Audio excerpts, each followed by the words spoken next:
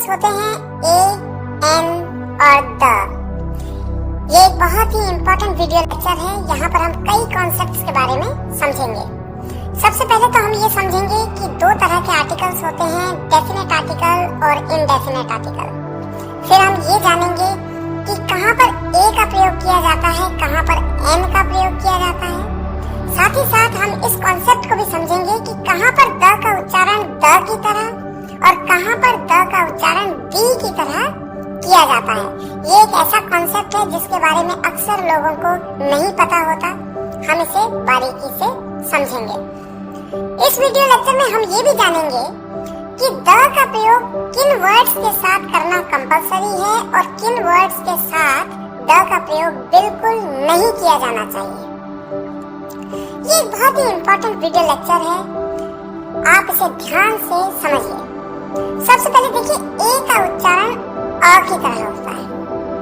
जब भी किसी वाक्य में ए अकेले आए तो उसका उच्चारण अ होता है, ना कि ए। ये बात अक्सर हम सभी जानते हैं। सेंटेंस देखिए, एक एग्जांपल के तौर पे, this is a pen. This is a pen हम कहते हैं अ, क्योंकि ए का उच्चारण जब वो अकेले आता है किसी सेंटेंस में तो अ की तरह होता है। आगे बढ़ते हैं और समझें कि आर्टिकल्स दो टाइप के होते हैं, दो प्रकार के होते हैं। एक है डेफिनेट आर्टिकल और इनडेफिनेट आर्टिकल। डेफिनेट आर्टिकल कौन सा है? द, THE, द, जिसे आप कहीं द कहते हैं, कहीं दी कहते हैं। ये बात आगे आपको समझाई जाएगी। और इनडेफिनेट आर्टिकल कौन से हैं? ए या फिर एन। ये दोनों ही इनडेफिनेट आर्टिकल हैं। तो आइए पहले डेफिनेशन को समझें, इनकी परिभाषा को समझें। Definite article the, it generally points out a particular person, place और थिंग। डेफिनेट आर्टिकल किसी विशेष व्यक्ति, वस्तु या स्थान के साथ प्रयोग होता है जिसके बारे में पहले से ही जानकारी हो। ये बात आप एग्जाम्पल के माध्यम से बेहतर समझ पाएंगे। फिलहाल देखिए, इनडेफिनेट आर्टिकल किसे कहते हैं। इनडेफिनेट आर्टिकल कौन से हैं? ए और an. It generally does not point out any particular person, place और थिंग। इनडेफिनेट आर्टिकल का प्रयोग प्रायः किसी ऐसे व्यक्ति, वस्तु या स्थान के साथ होता है जिसके बारे में पहले से जानकारी न हो। आइए एक एग्जाम्पल के माध्यम से हम डेफिनेट और इनडेफिनेट आर्टिकल के यूज को बेहतर समझ पाएंगे। देखिए, एग्जाम्पल आपके सामने है। पापा, दरवाजे पर एक लड़का है, आपसे बात करना चाहता है। देखिए, मान लीजिए घर में आपके पापा और आप बैठे हुए हैं। अचानक दरवाजे पे नॉक हुआ। आप दरवाजे पे जाते हैं, दरवाजा खोलते हैं। एक लड़का खड़ा है। वो कहता है कि मैं आपके पापा से बात करना चाहता हूँ। आप अंदर आते हैं, आप अपने पापा के पास आते हैं और कहते हैं, पापा जी, दरवाजे पे एक लड़का है, आपसे बात करना चाहता है। या आप कहते हैं, दरवाजे पे कोई लड़का है, आपसे बात करना चाहता है। आप कहते हैं, दरवाजे पे एक लड़का है, या कहते हैं कोई लड़का है। तो देखिए, एक या कोई लड़का कहते हैं। अच्छा, एक तो ये सिचुएशन है। और दूसरी सिचुएशन देखिए, मान लीजिए घर में आप और पापा जी बैठे हैं। आपके पापा आपसे डिस्कस करते हैं कि एक लड़का आएगा, कुछ देर में एक लड़का आएगा, वो मुझसे बात करने आएगा किसी मुद्दे पे, किसी भी मुद्दे पे। अब होता क्या है कि दरवाजे पे नॉक होता है। आप जाते हैं, दरवाजा खोलते हैं, आप देखते हैं हाँ वाकई में एक लड़का आया है। तो जब आप वापस अपने पापा जी के पास आते हैं तो आप कहते हैं, पापा, दरवाजे पे वो लड़का है, आपसे बात करना चाहता है। आप ऐसा नहीं कहते कि दरवाजे पे एक लड़का है, या आप ऐसा नहीं कहते कि दरवाजे पे कोई लड़का है। क्यों? क्योंकि पापा ने आपसे उस लड़के के बारे में पहले ही बात की थी और आपको जानकारी दे दी थी कि हाँ कोई लड़का आएगा। तो देखिए, फर्क आ गया। पहले अगर आप उस लड़के के बारे में आपको कुछ पता ना होता तो आप कहते दरवाजे पे एक लड़का है, या कहते दरवाजे पे कोई लड़का है। लेकिन अब चूंकि आपको उस लड़के के बारे में पापा जी ने पहले ही जानकारी दे दी थी तो आप कहते हैं दरवाजे पे वो लड़का है। तो यही कॉन्सेप्ट डेफिनेट और इनडेफिनेट आर्टिकल का है। जब आप कहते हैं एक या कोई लड़का तो उसके लिए आप यूज करते हैं अ बॉय। और जब आप कहते हैं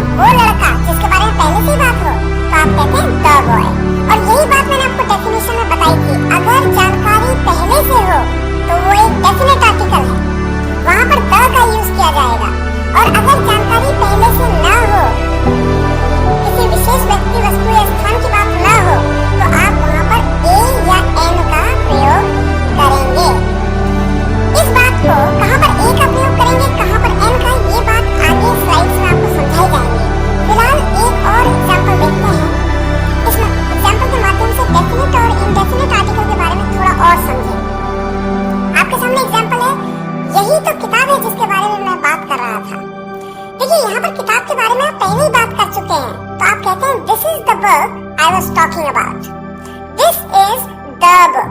आपने बुक से पहले क्या लगाया? द लगाया, क्योंकि उस बुक के बारे में आप पहले ही बात कर चुके हैं। लेकिन दूसरा सेंटेंस देखिए, यह एक किताब है। सिंपल सी बात, इस किताब के बारे में पहले कोई डिस्कशन नहीं हुआ, आप सिंपली बता रहे हैं कि यह एक किताब है। तो आप कहते हैं दिस इज अ बुक। यहाँ पर आप ए का प्रयोग करते हैं, यानी एक इंडेफिनिट आर्टिकल ए का प्रयोग।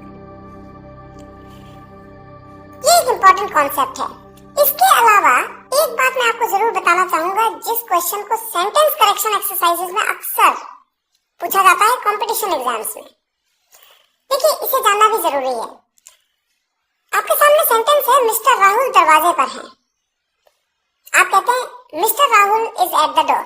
बहुत सिंपल है। लेकिन मान लीजिए आप और आपके पापा घर में बैठे हैं, दरवाजे पे नॉक होता है, आप दरवाजे पे जाते हैं, दरवाजा खोलते हैं और देखते हैं कि एक आदमी आपके सामने खड़ा है। वो आदमी आपसे कहता है मेरा नाम राहुल है और मैं आपके पापा से मिलना चाहता हूँ। तो आप अंदर आते हैं तो आप किस तरह से बोलेंगे? आप ये नहीं कहेंगे पापा मिस्टर राहुल दरवाजे पे हैं, आप ऐसा नहीं कहेंगे, क्योंकि आपके पापा मिस्टर राहुल के बारे में कुछ नहीं जानते। आप कहेंगे पापा कोई मिस्टर राहुल दरवाजे पे है, कोई। यहाँ पर आप कोई का जो यूज कर रहे हैं, इस कोई या एक के लिए मैंने आपको बताया था कि ए या एन का प्रयोग किया जाता है। आप यहाँ पर लगाएंगे ए Mr Rahul is at the door. Mr Rahul is at the door. बड़ा अजीब सा आपको लगेगा कि का प्रयोग कैसे किया गया, जबकि किसी नाम से पहले कभी भी किसी आर्टिकल का यूज नहीं किया जाता। ये बात आगे मैं आपको स्लाइड्स में बताऊंगा भी। लेकिन नाम, प्रॉपर नाउन से पहले ए का प्रयोग ऐसे कॉन्सेप्ट में किया जा सकता है जहां पर कोई का सेंस हो। कोई राहुल दरवाजे पर है या कोई सीता दरवाजे पर है, तो Rahul is at the door, Sita is at the door. ये एक बहुत ही इंपॉर्टेंट कॉन्सेप्ट है। जैसे जैसे आप इंग्लिश आगे सीखते जाएंगे, आपको नए नए कॉन्सेप्ट समझ में आते जाएंगे और आप हैरान होंगे कि ऐसा हो सकता है। आपको अंदाजा नहीं था कि ऐसा भी हो सकता है। आइए आगे बढ़ते हैं और समझें कि कहां पर ए का प्रयोग किया जाता है और कहां पर एन का प्रयोग किया जाता है।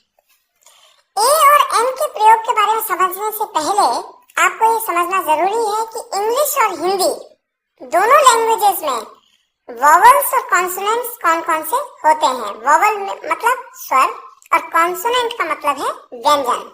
देखिए, इंग्लिश के 5 vowels A E I O you और कौन से कॉन्सोनेंट्स हैं? बाकी बचे हुए सभी 21 लेटर्स कॉन्सोनेंट्स हैं। B C D F G H J K L M N P Q R S T V W X Y Z.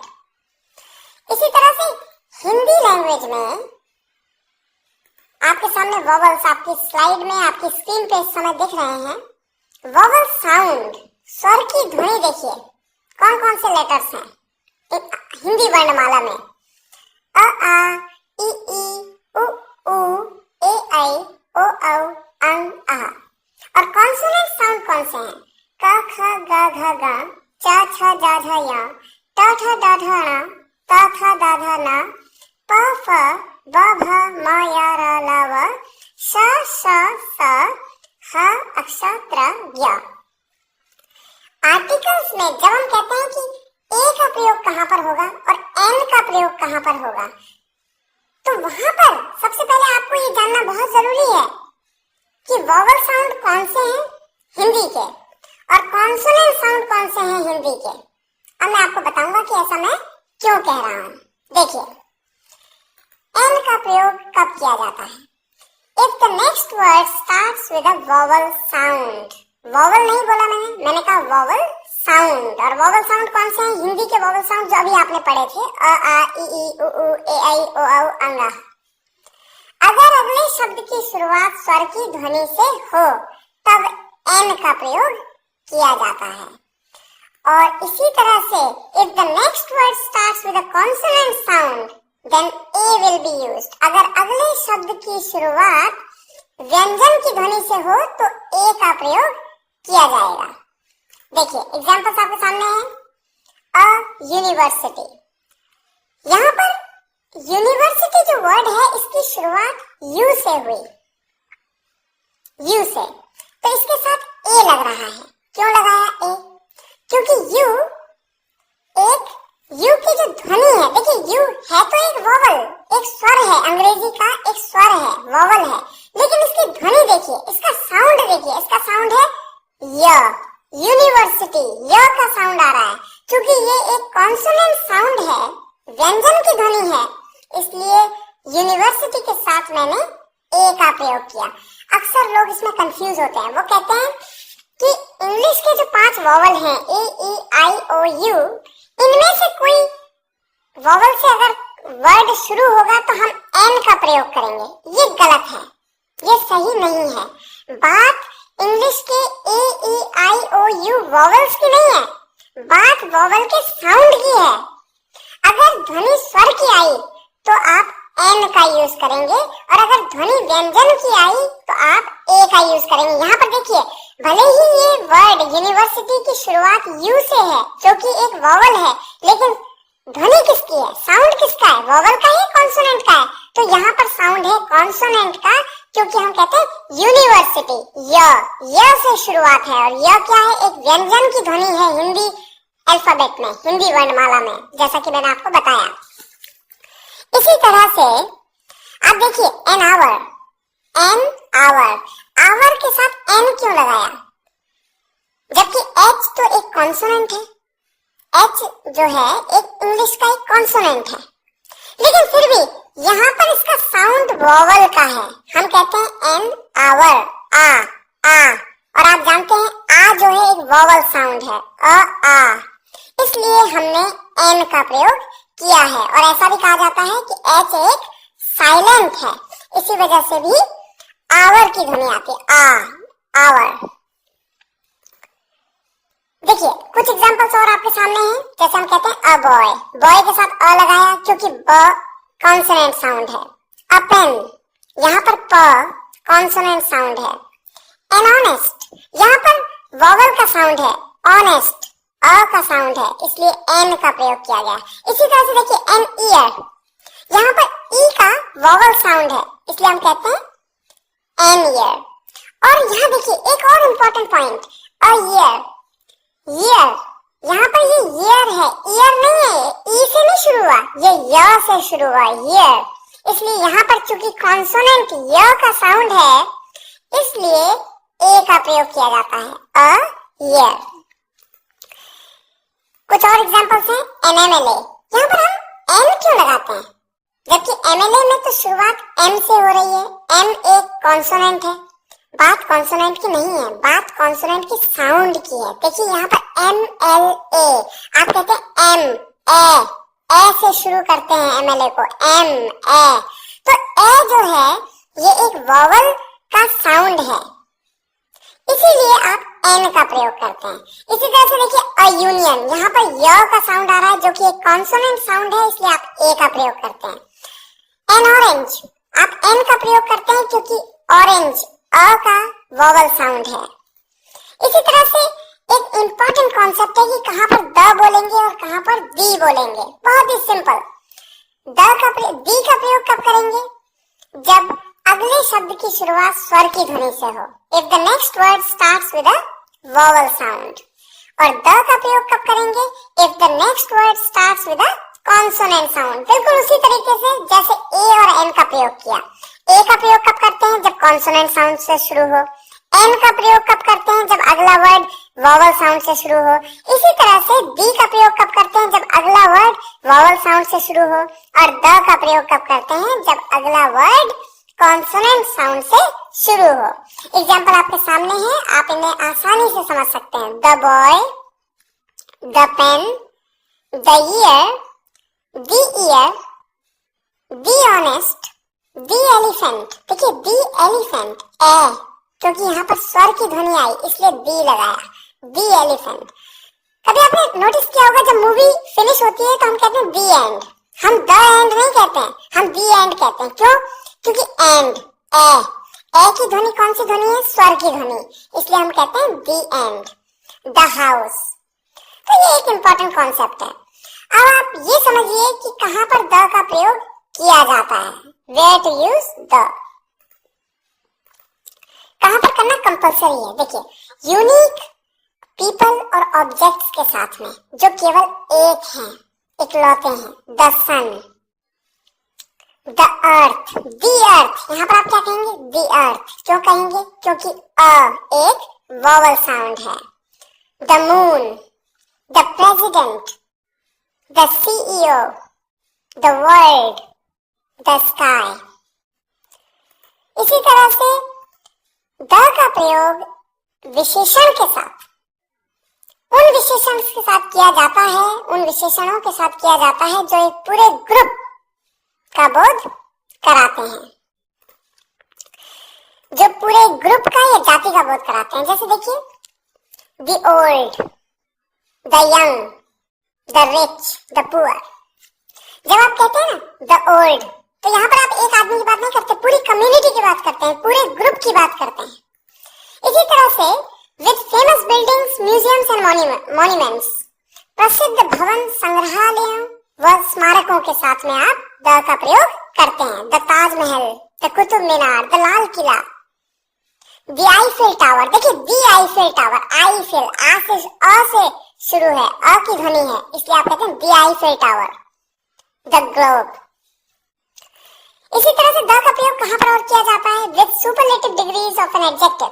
Superlative degrees के साथ आप हमेशा द का प्रयोग करते हैं। एग्जांपल्स आपके सामने हैं, the highest, the most, the lowest, the youngest, the oldest, the nearest. और इसी तरह से with ordinal numbers you use the, क्रमवाचक संख्याओं के साथ में। The last chapter, the first time, the third member, the second occasion, the penultimate number. इस तरह से आप प्रयोग करते हैं। एक जगह और, with countries the names of which include kingdom, states और रिपब्लिक। देखिए, यूं तो देश के नाम के साथ द का प्रयोग नहीं किया जाता, लेकिन ऐसी कंट्रीज के नाम जिनमें किंगडम लगा हो, स्टेट्स हो या रिपब्लिक हो। एग्जांपल देखिए, the United states, the United states, the United kingdom, the Republic of Ireland. ये एग्जांपल आपके सामने है। देखिए, यूनाइटेड स्टेट्स या यूनाइटेड किंगडम ये ग्रुप है, पूरा एक ग्रुप है। आप ध्यान से समझें इस बात को। जैसे यूके की बात करते हैं, यूनाइटेड किंगडम, स्कॉटलैंड है, आयरलैंड है, नॉर्थ आयरलैंड अलग है। देखिए, इंग्लैंड है, स्कॉटलैंड है, आयरलैंड है, वेल्स है, ये चारों कंट्रीज से मिलकर के बना ये एक किंगडम है, द यूनाइटेड किंगडम। तो जब भी वर्ड, किसी कंट्री के वर्ड्स में स्टेट्स या किंगडम या रिपब्लिक आए, तो वहां पर आप द का प्रयोग करते हैं। With countries that have plural names, ऐसी कंट्रीज जिनका नाम एक प्लूरल फॉर्म में हो, जैसे नीदरलैंड्स, देखिए एस लगा हुआ है, फिलीपींस एस लगा हुआ है, एक प्लूरल फॉर्म है, यहाँ पर द का प्रयोग आप करते हैं। आप नदी, नहर, सागरों के साथ भी द का प्रयोग करते हैं। The Gangas, the Nile, the Atlantic, the Pacific. या फिर आप फैमिलीज के नाम के साथ भी द का प्रयोग करते हैं, परिवारों के नाम के साथ। The Ranas, the Khans, the Tatas, the Birlas, the Ambanis, the Guptas, the Jacksons. इस तरह से पूरे खानदान को, पूरे एक परिवार को डिनोट करता है।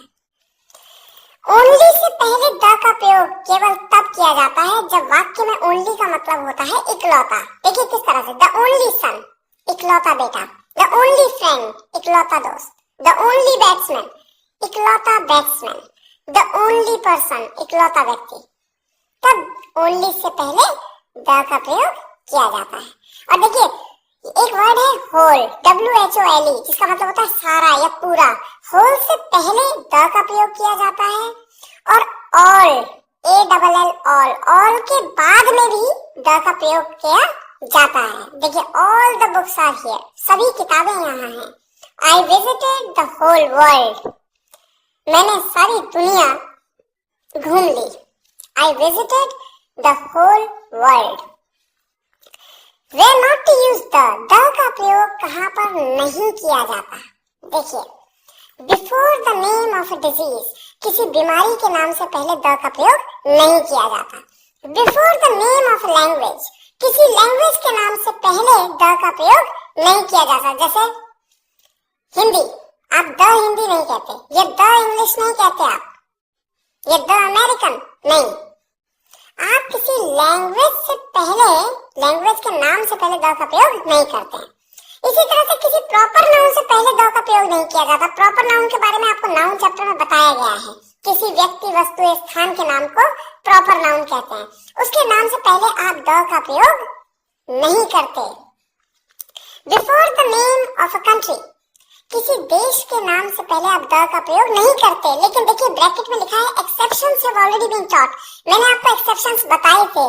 जिन कंट्रीज के नाम में स्टेट हो, रिपब्लिक हो या किंगडम हो, ऐसे कंट्रीज, ऐसे देशों के नाम से पहले द का प्रयोग किया जाता है।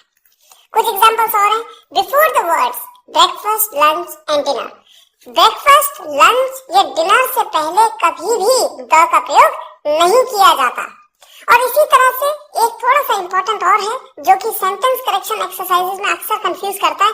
हॉस्पिटल से पहले कभी द का प्रयोग नहीं करते। गॉड, भगवान, गॉड से पहले कभी द का प्रयोग नहीं करते। और स्कूल से पहले भी कभी द का प्रयोग नहीं किया जाता।